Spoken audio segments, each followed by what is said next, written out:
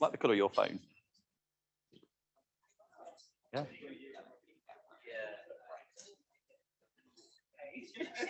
Yeah. Cool. Yeah. Let's keep the conversation.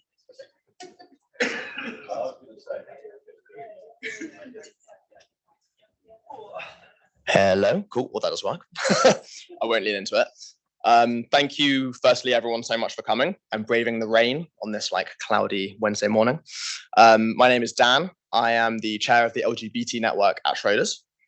So we're one of the employee resource groups amongst many that kind of try and help organize events like this in terms of helping kind of educate wider industry and our employees on various issues, things such as networking drinks, training, etc. So this is one event that we've been really excited to bring for a while. It's been sort of in the works for quite a few months, but it's one that a lot of our members have been really keen to hear about. And I know that a lot of member firms have been really interested to hear about. So I won't babble on too much. I'll let Matt do the proper introductions, but just to say thank you so much for coming. And yeah, hang around afterwards for some more teas and coffees and networking afterwards. Thank you. Great. Thanks, Dan. And good morning, everyone. And those folks that are also on the line as well. I think we've got a vast majority of our audience today that are dialing in virtually. So this is the new world of virtual events, but it's a real pleasure to see you all this morning. I just want to start off by saying a special thank you actually to Schroders and the team here for making this event possible. Schroders are one of our first 10 ever LGBT Great members. So we're massively thankful to your organisation for your continued investment in the partnership with us and sort of the last 3 years. So thank you for that. For those of you that don't know me, so my name's Matt Cameron. So I'm the Global MD of LGBT Great and responsible for our ongoing programs and the development of the initiatives that we run across the industry. We've been going now for just over sort of 3.5 years. And I'm going to talk to you a little bit in a moment, just about what LGBT Great does, just so you've got some context in terms of how this sort of initiative fits in with the broader program of our work. So today, what we're aiming to do is to give you a bit of an insight really into some of the challenges that young LGBT plus people face. And we know from an increasing number of data points that are coming through, including one just today actually, with the University of College London have sort of reported in a new study that a vast majority of young people are facing really severe mental health issues, particularly following COVID-19. And if you actually look into the data and lift the bonnet up even a bit more, you look at non-binary trans people, the proportionality in terms of the number of people that are facing mental health issues doubles.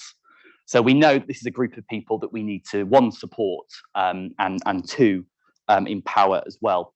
And then the second thing that we're going to aim to do today is to give you an insight into some of the stories. We often know that storytelling and hearing about the experiences of real people doing real things is a great way to learn and to inspire others as well. So we've got 3 amazing speakers. So looking forward to those conversations. But again, the partnership with Schroders for us is one that has been going now for about 3 years. The organisation was one of the first to complete our investment index benchmarking tool. And are really focusing hard on making sure that right across their business, they're operating in a way which is fully inclusive to LGBT plus people. So you can see in the screen here in front of you, there's been a lot of progress in sort of the last 10 years when it comes to LGBT plus young people and families. Very different actually to my own experience. So I started school in 1992, left in 2003. I'm 35, just in case you're wondering. And I was right in sort of school at that point that Section 28, Margaret Thatcher's Section 28 was prevalent. So that meant there was no recognition, no visibility, no talk of LGBT plus identities in school.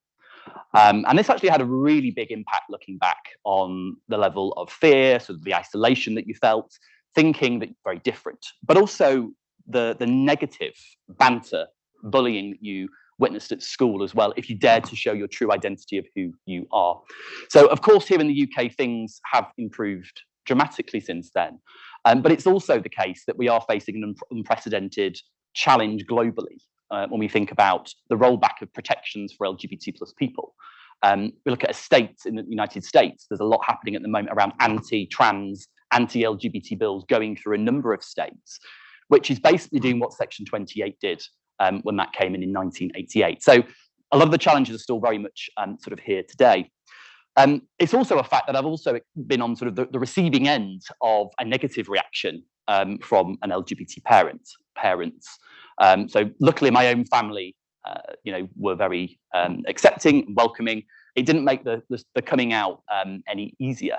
And I'll never forget that moment where you're just about to say, I've got something I need to talk to you about, and actually saying the words, I'm gay, were the hardest words, like literally to the point where the muscles in my neck and my mouth just didn't work.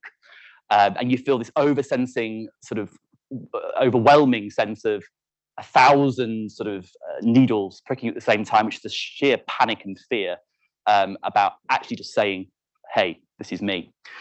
So part of the work at LGBT Great is around increasing awareness and consciousness around LGBT plus identities. And one of the areas that we're getting asked a lot about at the moment is how do we equip parents of LGBT plus children to be confident, to have the conversations, to make their young people feel amazing, to make them feel included.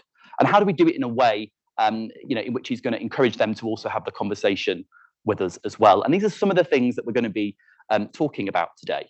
But going back to the point about me being on the receiving end of LGBT parents is my husband, actually, who is Greek Orthodox, so very traditional religious background.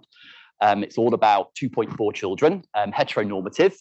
And if you dare sort of talk anything outside that group, it's very, very difficult to understand. Now, my husband's parents came over from Cyprus in the 1960s. And unlike the vast majority of Greek people here in London, who are an amazing community, by the way, they didn't live in North London. So they based themselves in a little cul-de-sac in a place called Hillingdon, which is near Uxbridge. They lived in the corner of the cul-de-sac.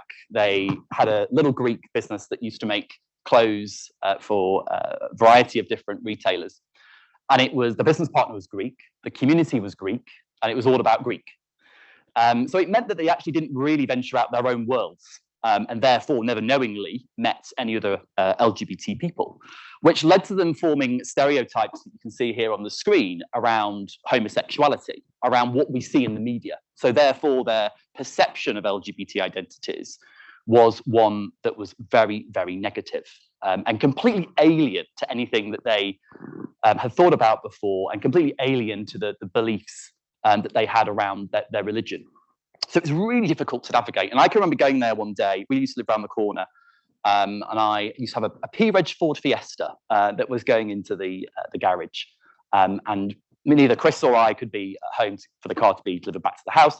They took delivery of the car, and I went there after work.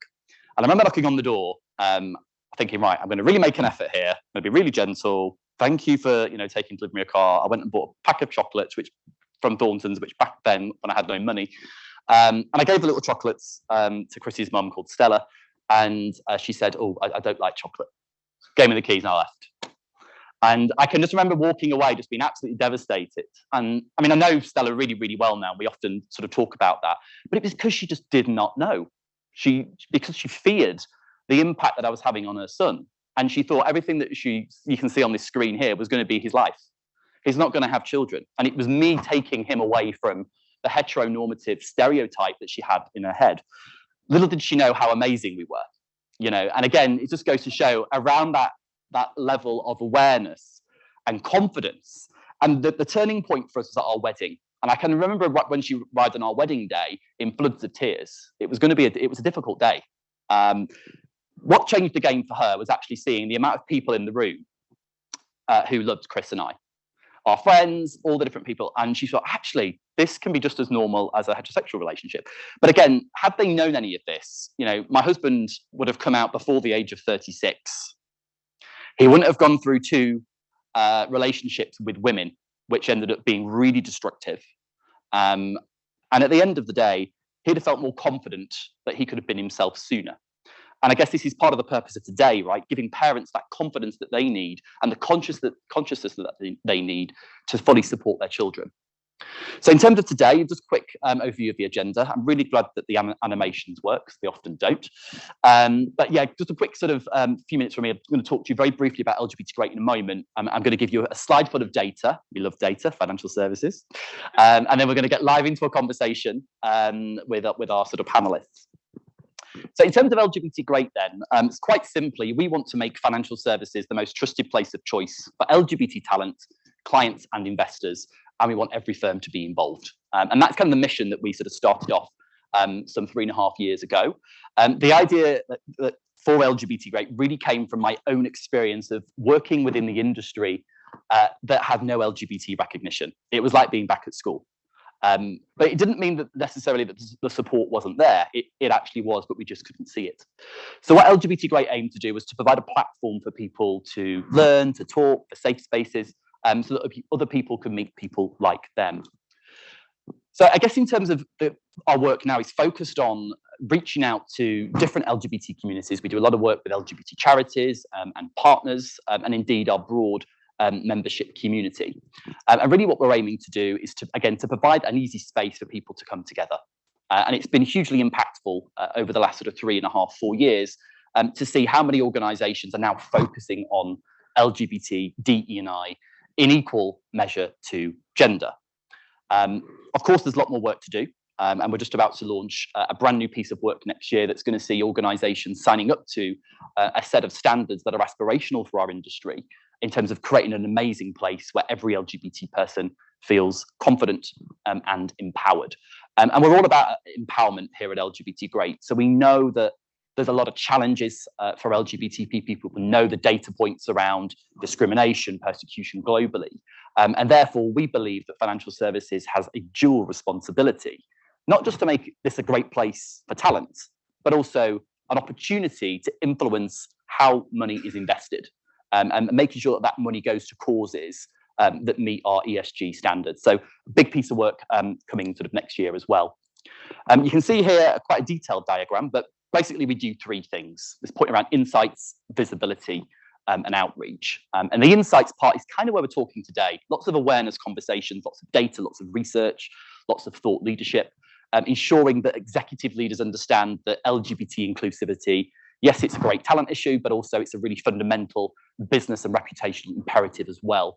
And more important, when we think about 21% now of our future leaders, 21% of Generation Z, that's the 16 to 24-year-olds, identify as LGBT. So, and we expect that number to increase as well, based on the data points that we're seeing come out of different research bodies. Visibility is a massive part of our work, and this is the fundamental difference between, do I feel psychologically safe in this organization or don't I? And we know that when we can see other people like us, that we're much more likely to feel empowered and confident. We're much more likely to have higher levels of psychological safety within the workplace. And of course, all of these things then increase productivity across the board as well. So not only do we role model individuals, LGBT people and allies, but actually role modeling what organizations are doing as well, because it's a fact that talent that is LGBT and non-LGBT care deeply about what they see and what they feel towards a potential employer when making either an employment decision or, of course, a buying decision as well. And you can see here, a couple of the organizations, I'll say a couple, quite a few of the organizations that we work with. And what we're starting to see now is, now we've got the domino effect happening, more and more organizations really engaging on this topic. So it's important that we can, again, re-intensify now the foundations that we've laid. And we're really focused on building out a community globally. We've got members now that are engaged right across the States. Our first Japanese asset management organization joined the platform as well. And I think, when we can work together, I think we've got a really big opportunity to make that vision come to life, which is around making financial services recognized, trusted by LGBT talent.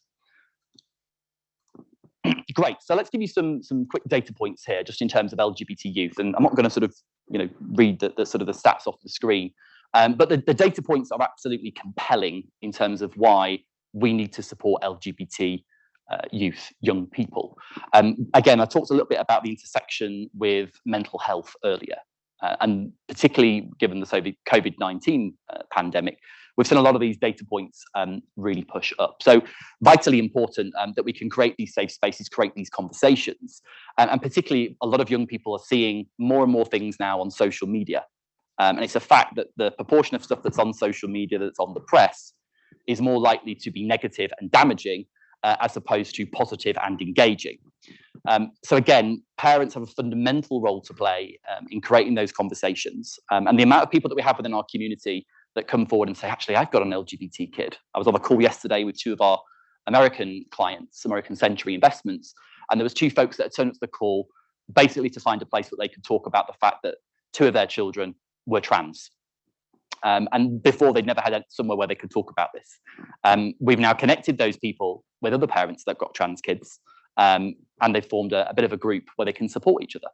So this is what it's all about, providing more confidence. And we know that quite often, go back to, my husband's mum, Stella, she just basically didn't know anything about LGBT. Had she known about it, and had she been more conscious about it, and had she known that all of the things that she believed were those images that I showed you on the screen, the experience would have been a whole lot different very early on, and that would have made a difference to Chris's life earlier in the day, or earlier in his life. So it's really important. Then we can think about how do we take these stats? How do we think about what we can do to create the conversations? And again, I'm a big believer that storytelling is an amazing way to really engage and to find out actually what is the reality of what is happening on the ground. So I want to invite our sort of three panelists to join us. So we've got some amazing folks today. So if you'd like to come and join us, panelists. Perfect. And we're aiming to kind of keep today's panel to, I hate the word panel, don't know about you, but I want to sort of keep it sort of fairly sort of conversational, fairly light. So I know that there might be sort of questions. So if there's anything that you want to know, feel free to raise a hand, dive in. We've got a small enough group here today, face to face, to do that. And again, for all the folks that are dialing in virtually as well, first of all, I don't blame you because it's awful weather here in London. But if you have got questions and things, you can get in touch with us after this as well, and we will make sure we get some responses back to those questions, or indeed sort of connect you with the panelists as well. So let's start off. Maybe, Freddie, if we come to you first. I'm just keen for everyone to hear a bit about who you are, what you do, and a general intro, if that's okay. Sure. Yeah, I'm Freddie McConnell. I'm actually, I am a writer and journalist, but I'm not at The Guardian anymore. I did start my career there. I was there for about 6 years, working in London and Sydney, mostly on the video team. And yeah, now I'm a freelancer. I work a lot for Vice at the moment. I had a children's book out earlier this year and various other things, as well as being a full-time solo dad to two little ones.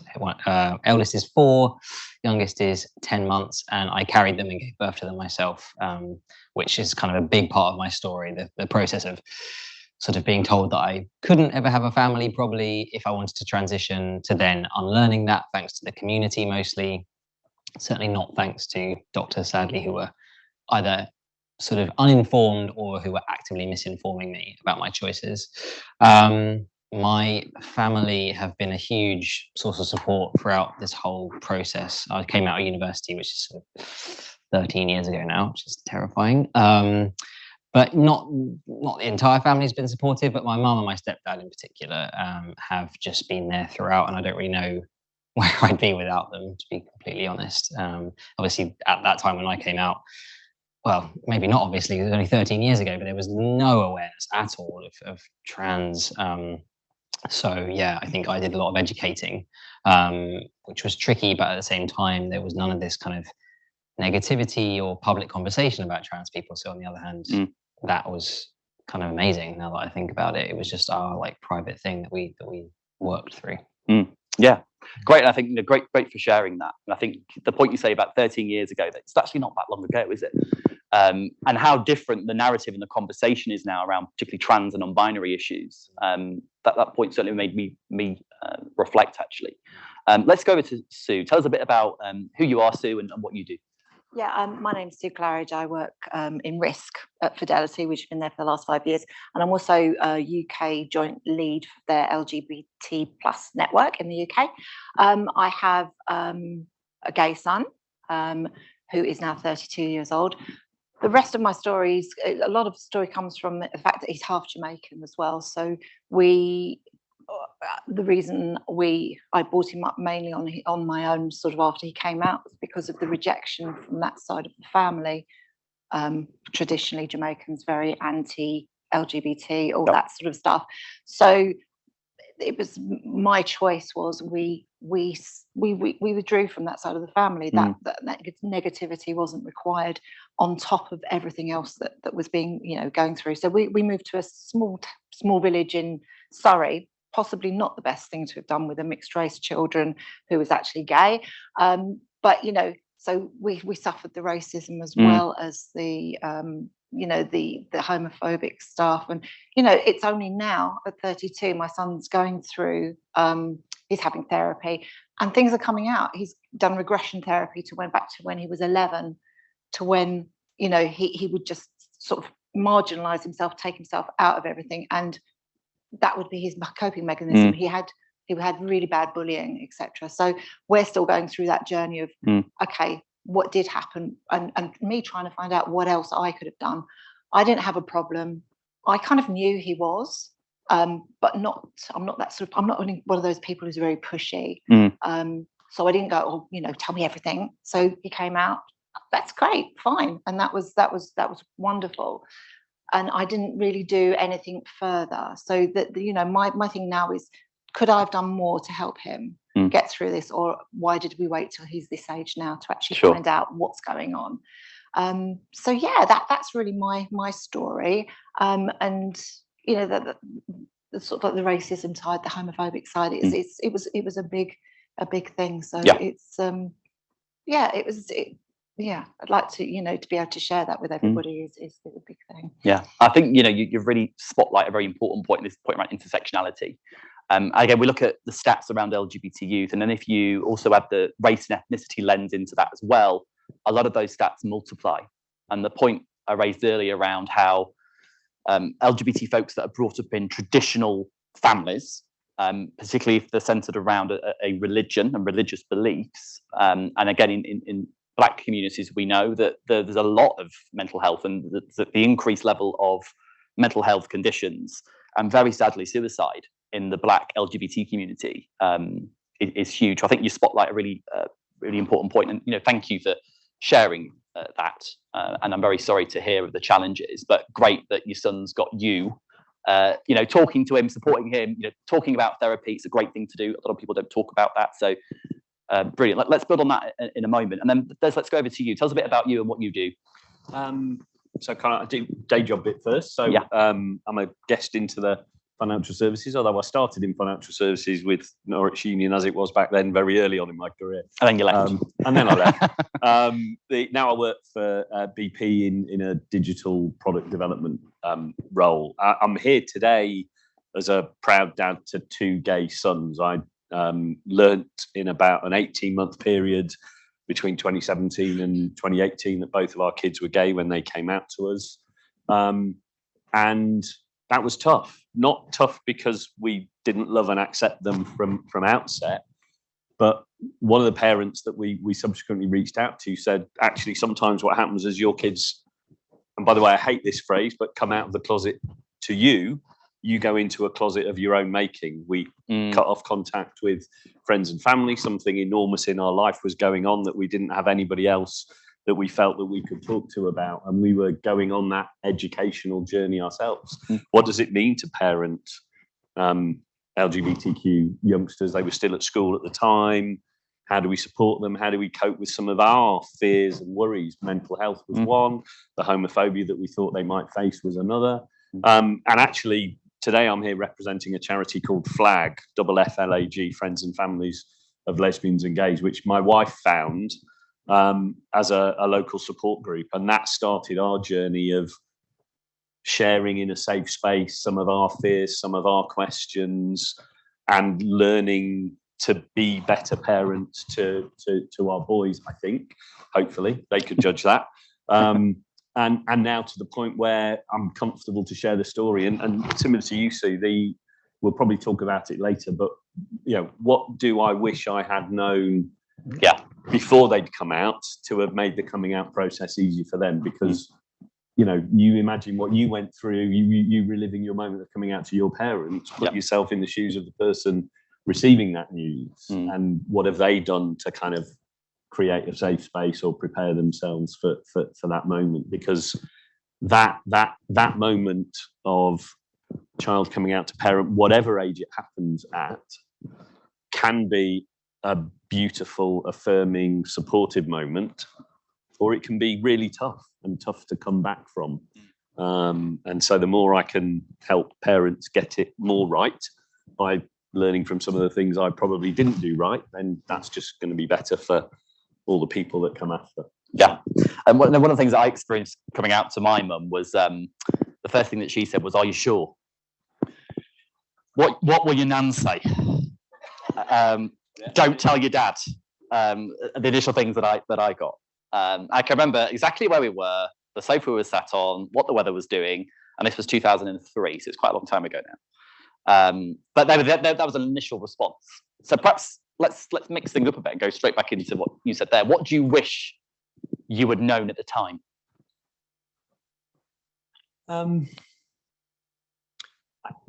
I'll come to the answer, but I'll do a politician's thing and give you the answer that I wanted to give. It's all about stories. So just interesting. So many of these stories start with told the mum and then told the dad. I was away on a work event for the night, and my wife was at home just with Jack. So Jack's the eldest son. He's now 22. He was struggling at school. We knew he was unhappy. We weren't quite sure why. It all sort of came to a head in a big emotional conversation, and he told my wife that he was gay, and she told him that she loved him and gave him a hug, and I think did all the right things. And then the next morning phoned me up and said, "We need to talk, like, before you come home." And so she kind of broke the news to me, and I think she was a little bit worried that I wouldn't be okay. I've always been quite a blokey bloke, football fan, beer with the mates, all that, and I think she was a religious background along the way as well. And I need to ask her when I go home tonight. I think there was a bit of her that worried that I might not react positively. It was absolutely fine, right? Yeah. Got home that night, saw my son, gave him a big hug, told him everything was going to be all right, that we would love him and support him. But in terms of the sort of subsequently, years after, I was speaking to Jack and I said, "Look, did you ever worry that we wouldn't love and support you?" And he said, "Well, I was 99% sure you'd be fine." Right? So he meant that as a good thing. What I heard was I had 1% doubt in my mind that you wouldn't love me. And so that then sent me on a little loop of what's the 1% doubt I'd created. And I think, honestly, I don't remember, I don't think I was ever overtly homophobic or transphobic. We'd always been sort of, little L liberal kind of family, but I had never been overtly inclusive or supportive, or made a declaration of support. And I was that annoying dad that would sort of pick them up from the bus stop, and if they got off talking to a girl, I'd be like, "You got a girlfriend? You got a girlfriend? What's her name? She looked nice, So I did. So I was probably giving off the vibes of the assumption I made. I assumed that they were straight. I didn't know that they were gay. I had no particular suspicions. My wife did about her younger. I thought she was just falling into the stereotype of, because he was a little bit more flamboyant and extrovert, that he's probably gay. And I was like, well, that's just a stereotype. I don't believe that. Right? It turns out she was right. I was wrong again. But that, I didn't take those moments of, take right now, the World Cup happening in Qatar, a focus on LGBTQ rights, whether Harry Kane can wear the One Love armband.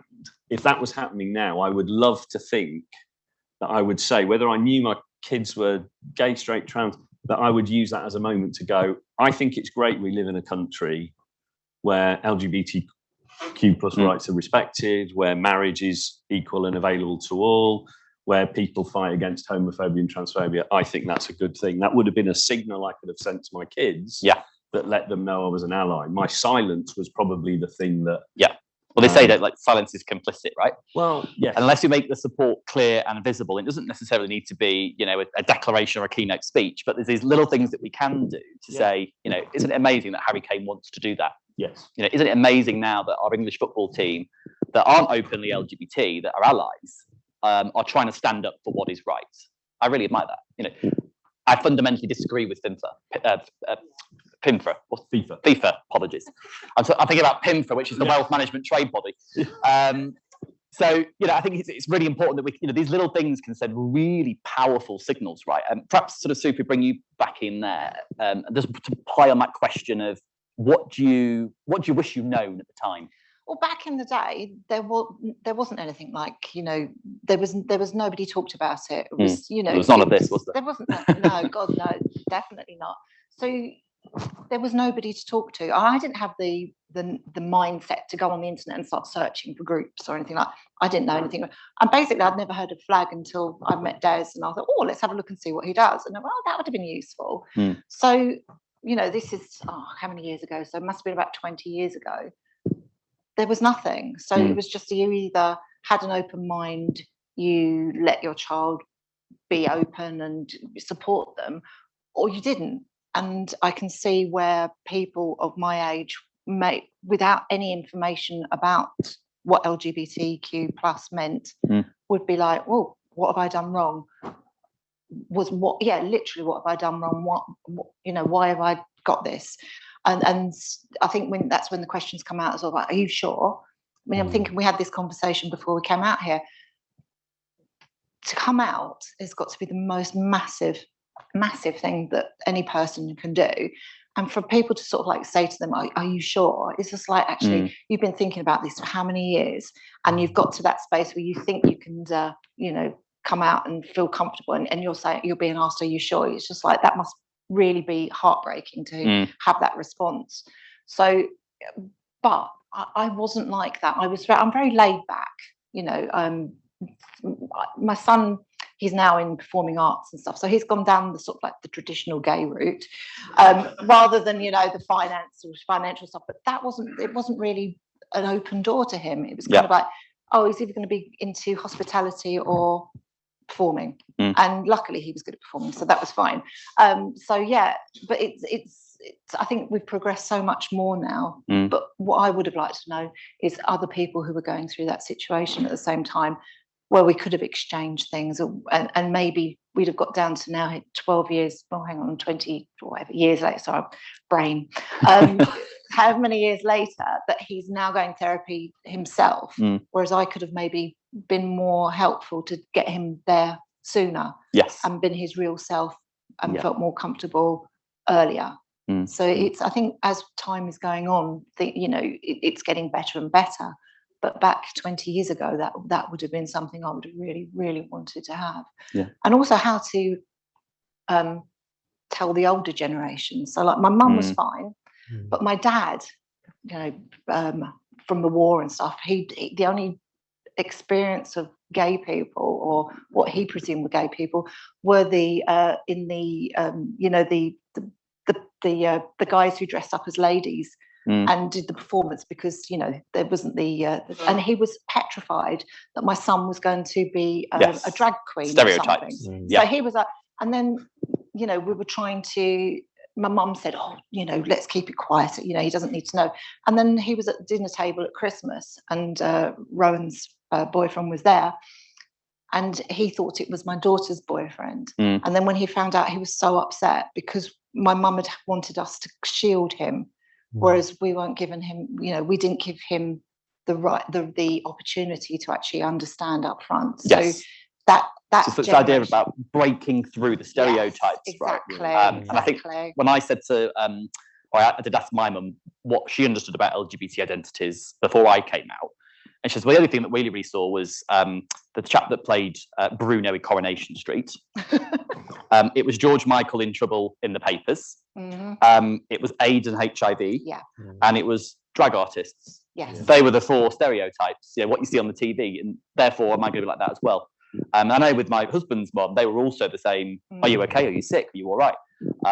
My dad's best friend said to him when he told his best mate, a bit like you actually, Dad, massively into football, laddie lads. His best friend said to him, "Oh, well, at least Matt's not sick."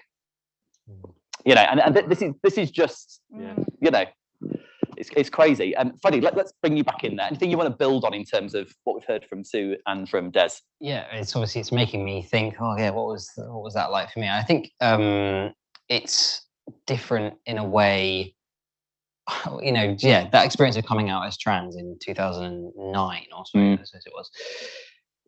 It was so my mum's reaction was that she didn't freak out. You know, she always quite a muted reaction, but kind of like, okay. I think also helped by I was very careful to couch my coming out so carefully. I think we had a very long conversation. I remember sitting on her bed. She remembers it very clearly as well. But I'm not sure I even used the word trans, or I might have used the word trans in the sense of like, so there's actually a word for this, you know, because I couldn't just say, oh, I'm gay, because there was no, you know, which I think actually that was quite helpful in the sense that I could really explain it to her in a way that I felt would not scare her too much and was as much as she could take then, kind of thing. And the funny thing, I think, and this is something a lot of trans people talk about, that I was a little bit disappointed by, was we kind of feel like this is going to be obvious, or like it's going to explain so much, because it certainly did for me, you know, because I had known my whole life that I was different, and I felt the way I feel my whole life, but I'd never had the words for it. So I only had the words for it for about 6 months before I told my mum. And my experience of finding that language and seeing someone like me for the first time in a YouTube video, actually on a sort of pirated documentary, was like, wow, that is so amazing. I'm so relieved, like this epiphany. I was just on cloud 9 after learning that. And I kind of hope that she might have a similar experience of like, oh yeah, well, you know, you've always been blah, blah, blah, you know, oh God, that makes so much sense. And didn't have that reaction at all. So like, it was much more of a kind of like, you know, you think that, you know, all this stuff's going to be obvious. And she was just like, wow, no, that had never occurred to me, sort of thing. So that was a bit of a like, oh, okay. And I think what she said to me was something, I don't know if she said, please don't have surgery, or, you know, or just that's the only thing I'm worried about, is because that's immediately where her mind went. I don't know why, because I don't think I brought it up, but, you know, I was actually able to, I kind of reassured her, I suppose, to say, you know, if that is a thing, it's not going to be a thing for a while. So like, let's not worry about that right now, kind of thing. And she took that really well. And now I know actually that at the time she was also thinking, oh, I'm never going to have grandchildren from Freddie, but she didn't say that, which I'm really grateful for. I think, you know, she must have been hard and she had no one to turn to. And actually, yeah, I think she sort of, I must have decided within herself to be supportive, but sort of quietly supportive. So she came along with me to appointments at the gender clinic, which didn't happen for like another 18 months or so. Which, yeah, it's funny. I mean, I don't want to seem as though I'm saying that these delays, obviously, especially now, because they're so much worse now than they were back then. I waited about 18 months for my first appointment. Now you'd probably wait about 5 years for your first appointment at gender clinic. But me being who I am, quite a kind of tentative person who, weirdly sitting up here on a stage, but you know, I really quite a shy person, yeah, doesn't like talking. Yeah.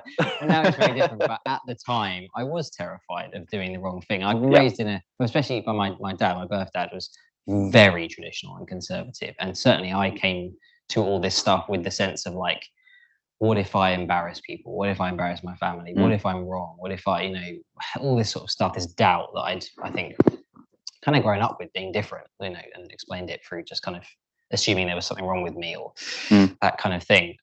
So yeah, that time actually I found helpful, because it meant that Mum and I could kind of just chat and figure out what felt right, and you know, yeah, the time. And then eventually she did actually travel with me to Florida when I had top surgery. I wanted to go to the States because there was this surgeon who I thought had amazing results, and I was very lucky to be able to choose to do that.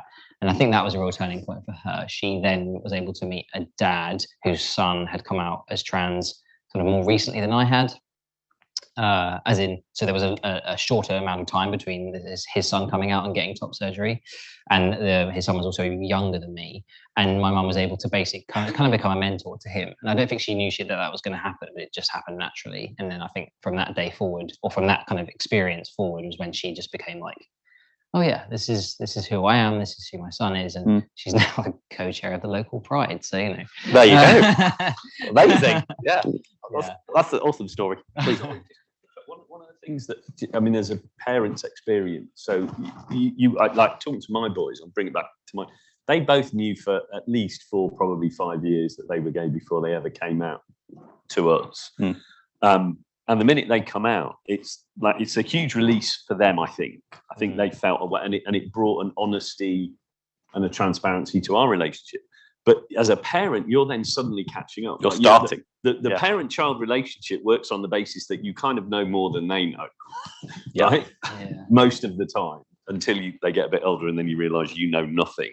But at that point, there's suddenly this inflection where they know who they are more than you know who they are, and you're playing catch-up. So there's an education thing. And I think the other thing that happened with us, and I didn't know what was happening. I felt deeply sad for quite a long time, and I didn't know why, because I love the boys and I had no issues with them. And I think what it turned out, it was grieving. One of the other parents that we spoke to, I was grieving for the life that I imagined they were going to have. Yeah, because I'd shot a movie in my head of the life that they were going to have. Right, they were going to, they were going to meet a girl and fall in love and have kids, and I'd have grandkids and I'd take them to the football and they'd be Nottingham Forest fans, and that was just the way life was going to be, right? And suddenly I felt like that movie I'd shot in my head was ripped away. And it took me a while to name that I was grieving, and that's okay, and reshoot a new movie, because there weren't positive role models. I didn't have any LGBTQ plus representation in my life. I hadn't met people like you or Fred, people that are inspirational through your visibility. Didn't have any of that. I'm probably similar age to your mum, I suspect. And you know, in media, it was either sexualized or comedy. You know, neither of which was positive. So my head filled with all these fears for them of the life they were going to have, and I had to let go of an imaginary life. It was never their life; it was my self-creation, but it was still real. So again, you know, if you're a parent in the room, don't get fixed on the picture in your head, or at least shoot a movie with multiple endings. Yeah. Right? All of them equally happy, whereas I just shot one, and when that got taken away, it took me a while to kind of refine the new happy ending. Yeah, I think that's a really important point. I think to spotlight that, you know, we sometimes presume that we tell our parents and tell them something and everything's going to be okay, or they're going to be fine with it. And I remember when Chris said to his mom, "Look, you know, it's taken me 36 years for me to actually tell you this. I don't expect you to get it straight away." And I think, you know, whereas bearing in mind all the trauma that you go through as an LGBT plus person to actually get to that point where you say it, and it can be years of, you know, psychological, mental trauma, you know, not believing in yourself, feel like you're the only person, your whole life is going to go nowhere. You know, it's a massive thing. And then to get a negative reaction or even a neutral reaction. And I class the reaction I had from my mum. I'm very close to my mum, but her reaction, I would say, it wasn't negative, it wasn't positive, it was neutral. But it wasn't that, "Oh my God, this is awesome, you know, we're going to be fine." There was nothing that gave me confidence, actually, that what I told her was the right thing to do. And then I was thinking about my little old nan, who was, you know, Catholic, went to church. And actually, me and my nan never spoke about my sexual orientation or my husband, but she always asked me how Chris was. You know, came to the wedding, absolutely loved it, but it was never a spoken thing. So it's really interesting. There's a couple of questions that I did want to ask you, actually, and some of these have come from questions that people have given us. So the first point that someone's asked here is, "My child has just come out. Now what?" Who would like to take that?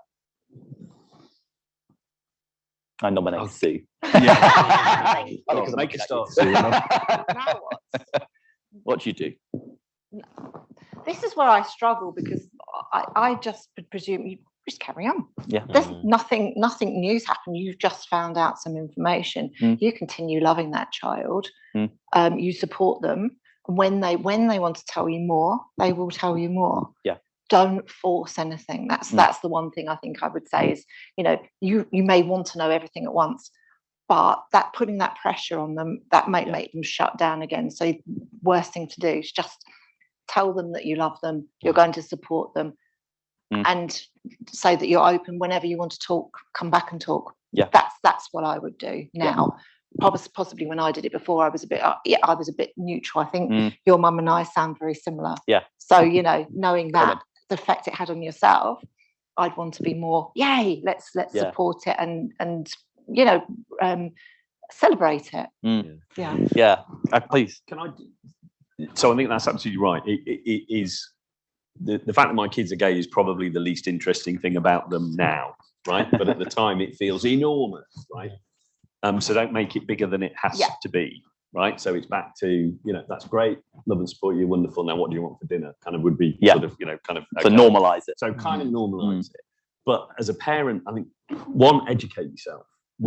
Because we didn't know anything about it. You were laughing before, like my wife, suddenly she's like, well, is the school, are they doing inclusive sexual education in the boys' school? I need to see what the curriculum is to make sure they're being taught about, great point. safe sex. Yeah. In LGBTQ relationships. So she went to a very practical kind of place, but don't put that on your kid, put that on yourself, right? So take the responsibility to educate yourself. I think the other thing as well, that it feels a very natural question to ask, but just any advice to people, it's not a choice and it's not a phase, right? So that was one of the biggest kind of, and I think I did fall into the trap of thinking that it was somehow a choice, but it isn't. It's just who my boys are. I just didn't know it. Maybe they didn't know it for a period of time, but it's no more of a,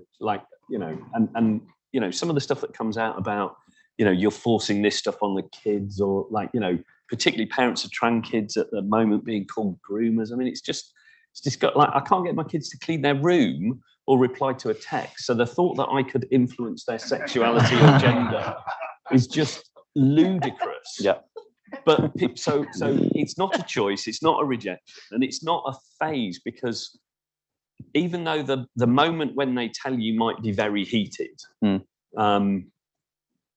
the individual will have been processing this and thinking about this and rehearsing it and speaking to themselves to practice that moment for years, definitely months. And so it is not a phase. It's something that has been deeply thought about. Respect your kids, trust your kids, believe what they tell you. If it evolves over time, like you say, you might not have used the word trans with your mum at the time, because sometimes it evolves. Your understanding evolves. That's okay. So trust your kids, listen to them, love, support them, and educate yourself. Yeah.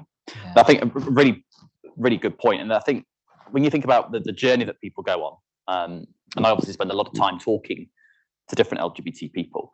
One of the things that I hear quite common is that before coming out, they would have been through every single scenario that might play out in order to rationalize the process of, should I tell them? And some of the things that's in those boxes are, okay, well, the one scenario could be that they don't accept it and they cut me off completely. And I've got friends who are part of, from Lancashire, there's a town called Preston, that has a huge Pakistani population. And I've actually got two friends that have been completely excommunicated, cut off. I can remember one of them turn up on my doorstep, literally with a suitcase. So that's one scenario. The other scenario is, they're going to be the opposite end of the spectrum. They're going to be really supportive and really embracing. And then there's one in the middle where maybe it might, they're not going to chop me out the life, but they're not going to make things easy for me. There's all these different things. It's almost like stress testing these scenarios. But of course, parents don't get to think about those different options. You land it on them. And I guess there's a little example. I was in a presentation last week and the slides weren't working and I was completely thrown. Whereas if I'd have thought before the slides might not work, I'd have pre-thought, actually, how do I handle that situation? And I think it's a very stupid example. But what I'm saying is that when you're first confronted with something that you're least expecting, or maybe if you are expecting it, how you handle that conversation is often very different to how you would handle it had you really thought about it. I would say, please do. Yeah, that's fair enough. It kind of, if we're talking 10, 20 years ago, and well, the first thing I would say is what you should do when your child comes out to you is totally depends on your child. Like, I would have hated some kind of celebration or like public announcement, blah blah blah. A load of balloons or something. Yeah, I would have wanted the kind of like, thank you for telling me, let's go and have dinner type reaction. Which is kind of what I got, which is amazing. But I think it has to now be more on parents to not be thrown by that. You shouldn't, as a parent, be completely shocked or surprised, but or you maybe I like to think with my kids, and I'm very lucky at being a parent now of young kids. There's so many sort of picture books and programs, even podcasts that you can listen to, all this sort of stuff, where I genuinely think that coming out might not be a thing they ever have to do necessarily, because it would just be something that we talk about in the same way that I've read books about donor conception to them since they were newborns, even though they couldn't understand it, and we just talk about it. That's part of our everyday life, and school kind of support that to some extent, and I think that'll get better over time as well. Yeah, I think if your kids hopefully shouldn't be having to gameplay those scenarios, because they should already know, and if they don't, then you're already kind of on the back foot. So not that you've failed or done anything wrong, but get ahead of it. Don't let that be something that they are worrying about. Yeah, and I guess one of the ways that we can achieve that level of not needing to come out is obviously by creating some form of conversation or recognition or support of LGBT. We talked about the one or the love band with football, so things like that. So the point to pick on that you made around curriculum education in schools, and this is a massively contentious subject at the moment, particularly if you read the Daily Mail, around should kids be taught around LGBT identities and education in the classroom, and at what age? And obviously it's a massive debate, but how important do you think getting that education, those conversations happening, so young folks are aware that LGBT people exist? First of all, how important do you think that is, and what should we be talking about? I think so. If you've got kids your kids know LGBTQ plus people exist because a lot of their friends will be LGBTQ plus, whether you realise it or not. I was staggered. My eldest son at the university, they've just done a survey. 50% identify in LGBTQ plus at his university. 50%. Wow, so that's an extreme, to the point where you go, well, who the hell did they send the survey to? But anyway, but obviously the LGBT people. But maybe they're just more responsive. I don't know. But but 20+% is plausible. My younger son at school, I mean, it was a huge education for me. So he had trans friends, he had pansexual friends. I had to educate myself on pansexuality based on his friend who was pan, because I was like, "What? Sorry, never heard of pan. What's pan?" So your kids know. Schools are just out of touch if they're not talking about this in an open, transparent space. Lives are valid, are valued, should be celebrated. It should be just a natural part of the curriculum. Your health education should be inclusive. Your social studies education should be inclusive.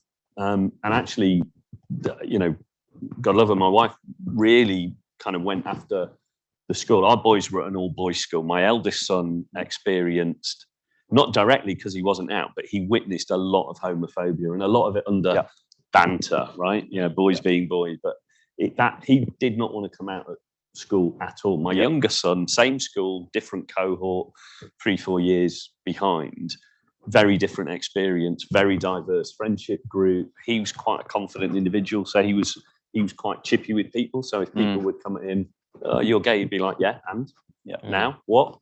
Oh, got nothing," and walk off, right? So he would kind of so that was how he kind of dealt with it. But the school, even in that period, progressed. We were challenging them to Stonewall do some amazing teacher training resources to educate the people that are responsible for pastoral care. We pushed them on sexual education. I think it's really, really important. But creating the space as a parent, the home should be the safest space of all. I really think it starts there. And so, as you said, I wish I'd shot the scenarios in my head, so I had thought about how to react. I'd rehearsed it for any scenario. I just hadn't. And then suddenly now I'm playing catch up and going through a grieving process and coming out the other side. Love those points. Sorry. I think this point around having the conversations, the education. I mean, I talked before about my experience at school. got to 16, and the only I just found out about LGBT identities through watching the TV, or actually being in Blackpool, there's quite a good gay scene there. So there's a bar called Bar B's that I used to go to, but it was like literally you would go in with a cap on, in fear.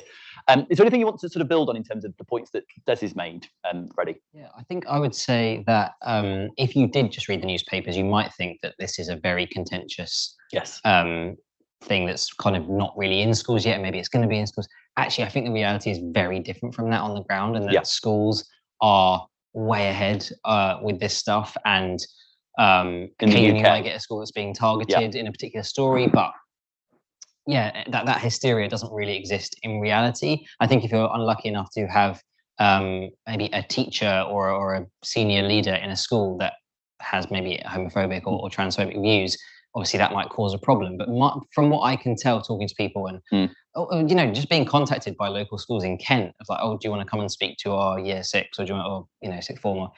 Like, I think it's really normal to have LGBT inclusive PSHE now, and I think that's probably more like secondary schools. But then I mean, I've got a 4-year-old who's just started reception, and within 3 weeks he's coming home and telling me that he's married to his friend. Kids are talking about this sort of stuff. They know about this stuff. They know so much more than we think they do. And without any prompting from me, he then asked me, can 2 boys get married? And I was like, yep. And I didn't take it any further than that. I didn't then launch into some lecture about LGBT. I don't think I've ever even used the word trans with him, but he certainly knows his daddy gave birth to him, and that most people are in their mummy's tummies, but you and all this sort of stuff, So I think there's always an age-appropriate way to talk about anything, and your kids are probably already thinking about it, even if you don't realise it. And we're starting to see some of the, like Peppa Pig, for example, has recognition of same-sex relationships. So the conversations are starting to happen earlier. Yeah, although Peppa Pig's terribly sexist and awful, but like, perhaps we shouldn't talk about that. I'll get that into that. That could be probably a whole hour's conversation on its own. But I think the point is that recognition is starting to happen now much earlier. And again, from young LGBT people, we talk a lot to the charity Just Like Us, and again, getting this level of recognition in early, again, improves mental well-being, mental health in young people. So let's go back over to you. I'm keen to, if you don't mind and you're comfortable, I want to build on this sort of intersection with race and ethnicity. So I think that's really important. LGBT folks have challenges as it is, but actually when we bring in that other lens to the equation, this is magnified significantly. So talk to us a bit about some of the challenges that you've seen your boy suffer because of that. Yeah, I mean, starting off with family, on that side of the family, especially the older generation, or couldn't even talk to them about it. His dad, a bit of flexibility, but he was a very man's man, and it wasn't seen to be the right thing, and it was just very negative. The talk around the house was very negative against LGBT plus anything. So it was obviously not a very nice environment. Rejection. So literally, he ended up not being a very nice man. So lots of things happened that we literally got up and left and moved from South London down to Surrey. So I mean, all in all, that sounded like a good idea. We got away from whatever troubles that were going on, but moving to a sort of a village in Surrey where we were, my 2 were literally the only mixed race children in the school. So to go in there, they were different anyway. There were a couple of Indian families as well, but literally 4 or 5 non-white kids in the school. So that was the first thing that they got called all the names under the sun. Nobody understood that side of things. And then on top of that, when my son he wasn't so much into the rugby and the football, although he did it, he tried it. He was the singer, the dancer, the actor, but he was also very shy and quite timid. And, would often, this breaks my heart, he would be sitting on the bench in the playground on his own and nobody would talk to him. Well, was that because he was gay, because he was mixed race, or, it's just heartbreaking, those sort of things. So what I did to sort of like help him is put into like performing arts, like, so, you know, the drama side of things, where you can actually play another part and express yourself through something else. And he loved it and he excelled in it. You know, I put my daughter into dance, him into acting, and he was like, oh, why can't I dance? So, okay, all right, you can do tap then. I want to do ballet. Oh, right. Back in that day, you know, there were no boys in the ballet class. Very novel. It was. I said, right, okay then. So he did, and he was really, really good at it. And you know, he's performed in the West End, and you know, he's now he now teaches singing, dancing, acting. His fiance, he is a screenplay writer, and you know, it's all come about really well. It's brilliant, but. It was, you know, my thoughts were, is, you know, did I do the right thing? Did I, you know, taking away from South London, where the racism side may not have been as bad, but I think the LGBT side of things would have been worse. So it's kind of like always been a juggling game, and you know, and I'm glad that we found performing arts and the drama so that he could actually have a side to express himself. And obviously, you know, there were more people like him in that area. So it was the way we coped. I think nowadays it's slightly easier as people are more outwardly, you know, gay or LGBT. So there would be more, you know, interaction at school or etc. But I think, you know, there was nobody else like him at all. So it was very difficult. I think there's a really good learning from that is around, you know, helping them to connect with communities where they can thrive, right? Yes. So I actually can resonate with that, because being in Blackpool, I was part of the local Amdram group, and then went on to do it at university. I still do it in London, and for me, it was my safe space, because there was loads of other people like me. And actually, that was really powerful, because it was the only place, age 11, probably till about 18, where I felt amazing. And we used to rehearse on a Wednesday night, and I would look forward to it all week. What am I going to wear? Have a script, you know, all that sort of stuff. So I think there's a learning in that. You know, encourage that, you know, what they want to do and what they're interested in. My mum bought me a pram actually when I was sort of 3 or 4, and my dad said my son's not pushing around a pram. You know, but again, that's, you know, it's about encouraging their authentic selves, isn't it? Freddie, I want to come over to you, because one of the things that audience have been asking for prior to this, and one of the things that we've talked about as well, is your experience as a transgender parent. Talk to us a little bit about that journey and how that's been for you.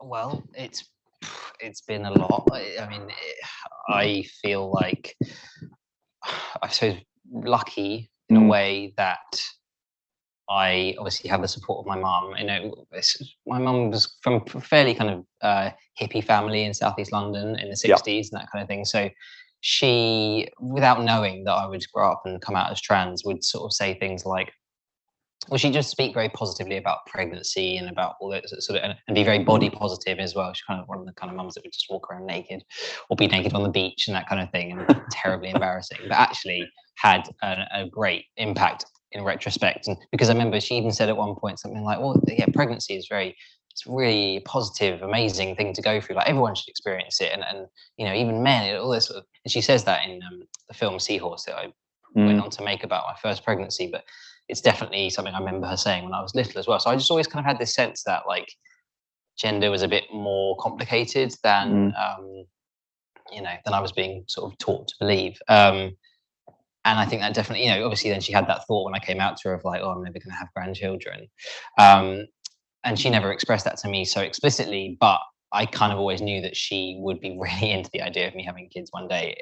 Kind of, you know, no matter how I would have gone to have, because I thought I would probably end up either adopting or going down the route of surrogacy. But when I then discovered that actually I'd been misinformed and I was probably still able to have biological kids and maybe even carry them, because I saw a vlog of a guy in the US, a trans man in the US who was pregnant, I kind of immediately knew that, and I was almost a bit worried that she'd be so thrilled by that idea that like I had to be careful how to frame it, because I didn't want to be like, well, I'm definitely going to do this. But yeah, I guess, you know, just so lucky on that front to have that support. And then yeah, she was kind of by my side. I thought about co-parenting with a non-binary friend of mine, but it was just kind of like I already kind of had my plan at that point. Just timing just didn't work. Amazingly, they've now gone on to have their own child, which is such a lovely story. But yeah, I always just felt like solo parenting would be something that I was kind of keen on. I think, you know, then I don't think that's anything to do with me being trans. I think that's just, again, another part of my character kind of thing. I wasn't particularly scared by that idea. And because at that time, I still wasn't sure whether testosterone would eventually make me infertile. I now understand that that's not the case either. And there's actually no evidence to suggest that testosterone does affect trans male fertility. But I felt like I kind of needed to kind of act as quickly as I could at that point. Yep. So I had a good job. I was about to buy a house actually down in my hometown. So yeah, it was just I always knew I'd wanted to have kids, and yeah, doing it by myself suited me, that idea. So I did, and I've been very lucky that I was quite lonely through my first pregnancy and very scared, and I didn't talk about it publicly. We were making the film, but that was all very private and hush hush, and it would come out like a year later kind of thing.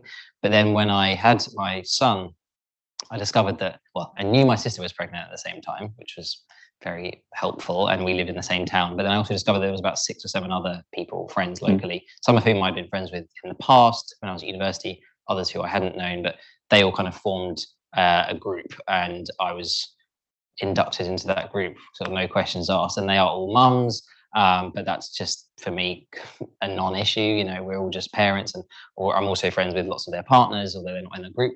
They're not in the group because they're not the primary caregivers. They're not the ones parenting full time. So that's kind of all it is to me, you know. And yeah, have it. So I've not only have I just had a very supportive mum and stepdad, but I have never had that experience of sort of loneliness with a newborn or being a new parent, which I think, you know, just beyond grateful for. So yeah, what an amazing story! I think, you know, really, really inspiring as well. It's been great, and it's changed a lot since then. And having my second child, I now know so many more seahorse dads, as we call ourselves, because seahorses carry and give birth to their young. So yeah, it's so much has changed in the past 5 years, and even at the hospital, you know, that feels like a very different experience now. Going in there and sort of feeling like you're not going to confuse anyone with your presence. You're not going to be kind of confronted or arouse suspicion or anything like that. So yeah, no, it's looking at. There's loads more trans people out there thinking about parenthood in any way that appeals to them, and that's really positive. I think it's important we get the positive stories across, right? We don't hear enough of these. All we hear is the, you know, dare I say it, the media. So I think, you know, sharing stories like that and normalizing, you know, stories like yours, I think is you know, really important. Yeah, please dive in. You've got your script, but but just to pick up on that, so the charity that I'm sort of part of, we mentioned this before. There's now, I think it's a really positive sign. There's relatively few parents coming who are parents of LGBT youngsters, right? Because a lot of people, I think, are just, you know, there is positive visibility. There are resources. People are kind of going, this is fine. I just love and support my kid, and we move on. We are getting a lot of parents of trans and non-binary youngsters, because that, you know, the negative perceptions around trans and non-binary, particularly in the media, are overwhelming at the moment. So their heads are full of fear, and gender seems to be a more difficult concept for people to get their heads around than sexual orientation. So that's sort of recognizing that biological sex and gender are different things, and they can be different, is something which isn't intuitive, right? It's not educated, it's not spoken about. So we get a lot of sort of parents of trans youngsters that are doing is it a phase, is it a choice, you know, and just, you know, pointing them towards organizations that can support trans and non-binary. So the education in that area. So again, you know, parents in the room, you know, educate yourself on gender versus sex, on trans and non-binary, because that could be the path that your child is already on, whether you know it or not. So just educate yourself about it in advance. There's no regrets, right? No. Yeah, absolutely. Sorry. No, great points. Please dive in. I want to give an opportunity for any questions if anyone's got any to have a think. If you do, I want to come back to you, Freddie, just to sort of one of the things that you do a lot of is obviously talking about how can we support trans kids, non-binary kids. I guess open question, but I guess if you think about this point around gender dysphoria, what was your experience with that, first of all? And secondly, how could a parent with a trans kid who's experiencing gender dysphoria support them? Yeah, I guess for me, it was something I wanted to figure out by myself initially. And I don't know whether that was because of the time it was and the lack of visibility, and whether I would have felt differently maybe if I was coming out now, or whether that's just again, I think it's more like just the person I am. So, and sort of being afraid of rejection, or needing to figure it out for myself and be sure of something before sharing it with anyone else. So I think that's a really common experience, and I think, despite what I said before, if that does happen, especially with a trans or non-binary kid, if they have done research and a lot of reading and stuff, I wouldn't say that's a sign of you having done anything wrong, because chances are they would want to just figure that out by themselves in a way that it's normal for young people, especially teenagers and adolescents, to want to do things privately, right, and not involve their parents necessarily straight away. So I was at university. I ordered a binder on the internet, and I was kind of scared about having even done that, because it was like, what is this thing? And luckily, as soon as it arrived and I tried it on with a t-shirt on, it was just another one of those kind of epiphany moments of like, wow, yeah, that's me. I'm never going to not wear a binder again. I knew that at that point, and I was at the same time not wanting to be kind of reckless or do anything that would damage my health. So actually, I was making sure I was wearing it correctly, because there have been some recent scare stories about Mermaids, the charity for trans kids, sharing information about how to bind safely. But within that is some kind of assumption that kids aren't already researching that themselves, and they're not already concerned about that themselves. Like I certainly was. We're not stupid. We want to kind of live and be happy and express ourselves, but we're not. I mean, not obviously mental health issues and that kind of thing, and people do bind unsafely. But I think the vast majority of the time, kids are sort of doing this in a way that's they know what they're doing, kind of thing, and they're not out there to hurt themselves or do anything silly, kind of thing. So yeah, buying a binder online was my first step, and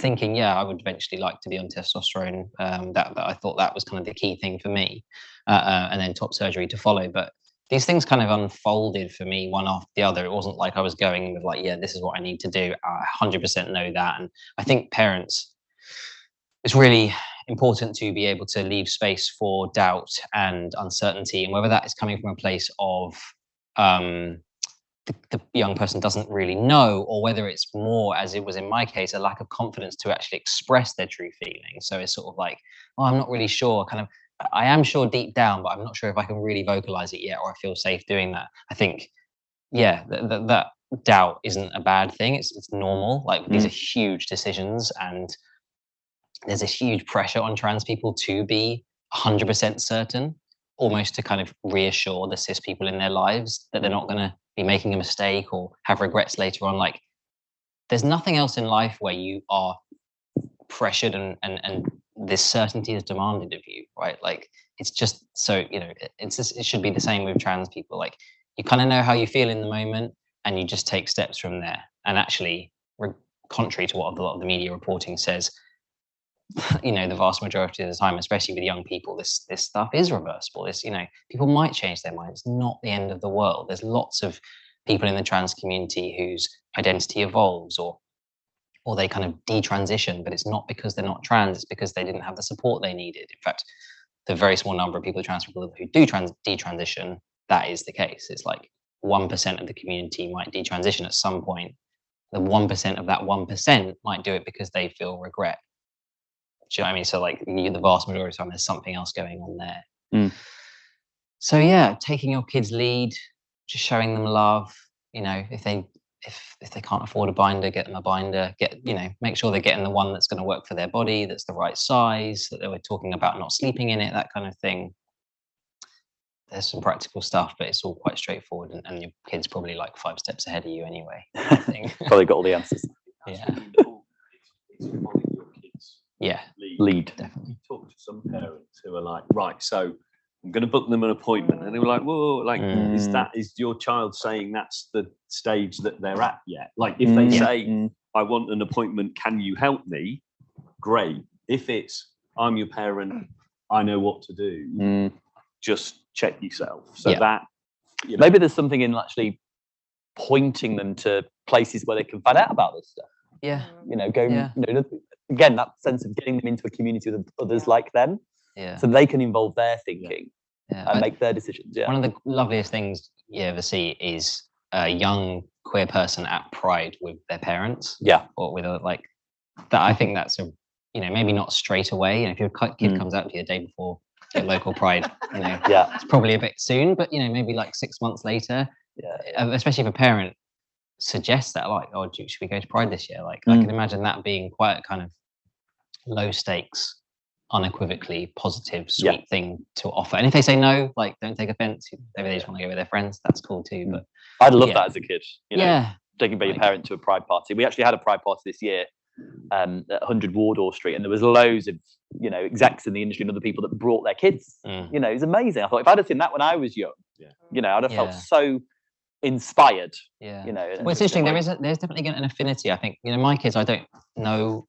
Statistically speaking, they're probably going to be straight and cis, but having been raised by a queer parent, trans, and also sort of identifying as queer and gay, they're going to have some shared experiences with queer kids of straight parents, which I'm thinking about now, and I don't really know all the answer to that or what that's going to look like, but I certainly, I suppose in terms of like bullying potentially at school, that they're going to face some of those same challenges that your kids would have faced. So like that's another kind of intersection, I suppose. Yeah. That's kind of Des, did you want to add something? No, I was just going to say that I was just reminded that one of the first things that my youngest Matthew wanted to do shortly after coming out to us was march in Oxford Pride with his mates, and we had to give him a lift. So we couldn't be near him. That wasn't okay. but we were allowed to stand on the side of the road and sort of clap and cheer as he walked past with his friends. So that was okay. So we were allowed to be a taxi.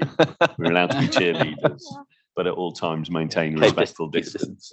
So that was. But you're right. That I mean, again, that talking about things that just as a parent, if there's Pride happening local to you, go along, go grab a coffee, spend half an hour, clap and cheer as people walk by, and go, wasn't that fun? Like it's okay. Like and I didn't do any of that. Would have never occurred to me to do anything like that. Not because I went, oh God, I'm never going near a Pride, but just why would I? You don't know what you don't know. It was just that sort of just Sue, anything you wanted to add? No, I was just saying 100%. Yeah. Sometimes you're an ally, but you're not a visible ally. You need to be visible. And that could sometimes be especially in the work environment as well. You might be, everything's fine, but unless you're visibly a safe place to be with someone that can come and speak to you, then nobody will know, and you're not actually helping. So it's that visibility, and if you can be visible to your children, visible at work, visible anywhere, that's just the way. Show love, and make sure that people know that with you everything's okay. You can be who you want to be with me, and that's the message I want everyone to know about me. So Awesome. Thank you for sharing that. it's okay. Has anyone got any questions or anything you want to dive in with? Hector. Hello. Just experiencing a few technical Hello. issues at the moment. Just a question. How do you navigate it to negative interactions or negative comments made towards your children? How did it make you feel? What do you do? Personally, I got angry, so I was a bit defensive. So I had to check myself rather than go. I'm not going to go and beat that child up because of what how offensive you were to my child. But I could have easily done that route. So it was just a matter of my son and I. We would sort of. I didn't actually physically see that much of it. He had it more, and he didn't share it as much, which I think is a shame because I could have been a definite supporter of that. But yeah, it's a difficult one. I mean, I would think Des would, your organisation would have hints and tips of how you could do that. But personally, you just got to make sure that you don't become that sort of person that goes around and clips that other child around the ear, because that's not going to help anybody. It might make you feel better for about 2 minutes, but when the police are knocking at your door, that's not the way. Not the right way. No, definitely.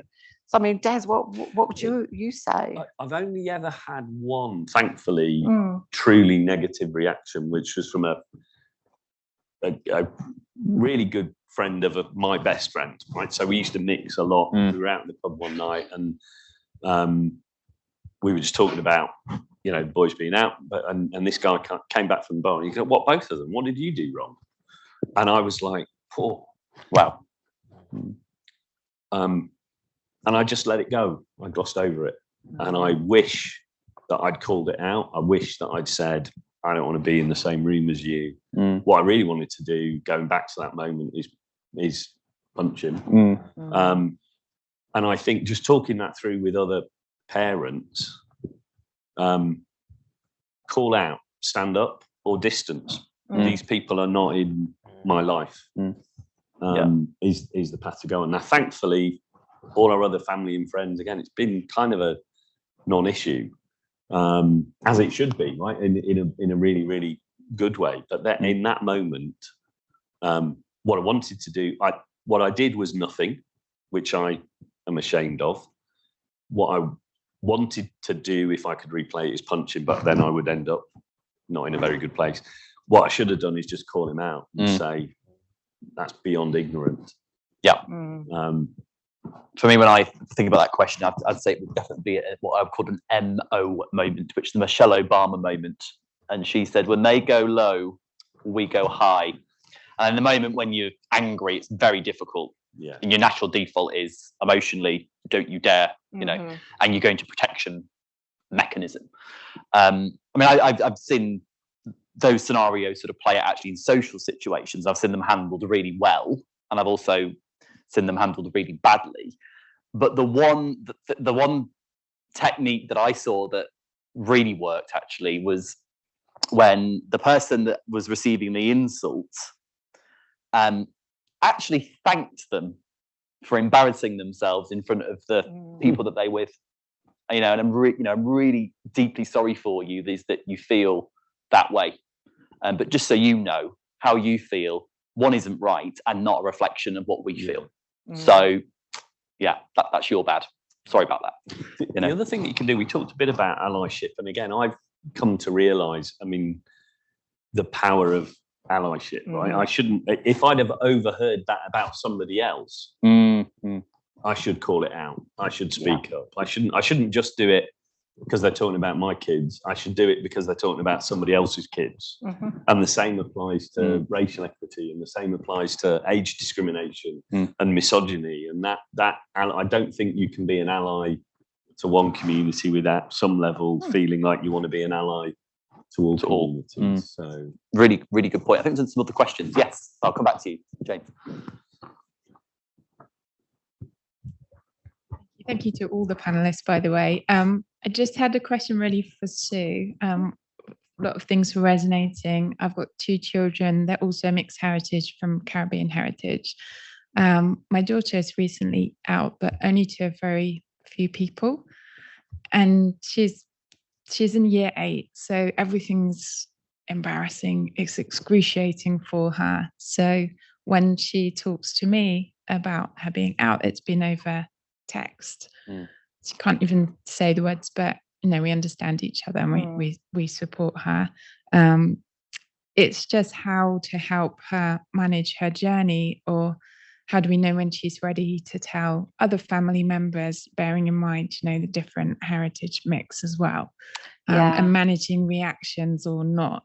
Yeah, I mean, as we've been saying earlier, as your child, you know, as she gains confidence, hopefully, especially with her peer group at school, I think they're in a much better position at the moment where people, you know, peer group are more accepting.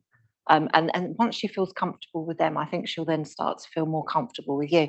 But I feel your concerns about the other side of the family. I mean, this was, he's 32 now, so this was about 20 years ago, and there were no real good role models. It was all jokes or comedy or whatever. And his mother, his father, they were just so anti it. There was no point in even trying, because you would just get into a fight about, you know, words or whatever. So, you know, we had to distance ourselves. So I don't know your situation if you're married or you know, if you're still with your partner, but make sure you have that conversation with him up front and make sure that he knows what's going on and he's happy. And then, you know, as your daughter becomes more aware of how she she's feeling about herself and more confident, I'm sure she'll come to you more. I mean, text is a great thing because it takes the emotions away from things, doesn't it? But it's not easy for us because we're not used to texting. We're conversationalists, so we want to speak so much. We want tell me everything, but you can't. You need to sort of like take that step back, which is the hardest thing. But I feel what you're going through at the moment. But yeah, just bear with and just let her know that you're there via text. If it has to be that, when she's ready, that you're welcome there. But make sure your husband is fully on board if possible. We should connect you two. Yeah, For sure. absolutely. Yeah. No, I'd love that. Similar situations. Yeah. I think James, you had a question. It was just I've got all sorts of. By the way, I'm feeling like sort of elder statesman here because I come from an age. I probably come from the HIV age, and coming out was interesting in a very religious family. But just the point about calling people out. When they say these things and tactics for that. One of the ones that I've used, or I would probably have used in that pub, was just flip the question back. What do you mean by that? Because if you just ask people a question, sorry, I just don't understand. What did you mean by that? And then they actually have to start explaining themselves in public. And you can and at some point, they either make themselves look like a complete idiot, right? Or there's a terrible moment of realization that they're digging themselves into a really horrible hole, right? But actually just, I've always found just reflecting that back can be quite powerful because it's just a thing of like, I'd just like you to, could you just think about what you've just said? And you can quite often watch the gears turning. Panic. And that's one I've used and I've absolutely wanted to lamp people. And that's been professionally in a work context on a trading floor, right? That's again not helpful at work. So some of those there are some quite good tactics. That's one I've used. So I think I'm a big fan of the tennis ball, right? Someone asks you a question, ask them a question back. But I think the art of deflection. One thing, sorry, just because you talked about in the allyship in the workplace. Sorry, and you said at the start you like data. I'll probably get the stat wrong, but I heard a stat recently that something like 40% of graduate hires who've been out at college or university are not out in the workplace. They'll go, I hate that word, back into the closet in a workplace because they're not yet convinced it's a safe space. So those overt displays of allyship, I can't, walk around with a rainbow lanyard on at work and my pronoun badge is on and send a message of overt allyship. And I have had feedback from recent graduates that helps me believe that this is a place where I can be me. So it does, those sorts of things do matter. I worried that I was like virtue signaling and, put pronouns in your email signature and all that kind of stuff. Is it really a token gesture?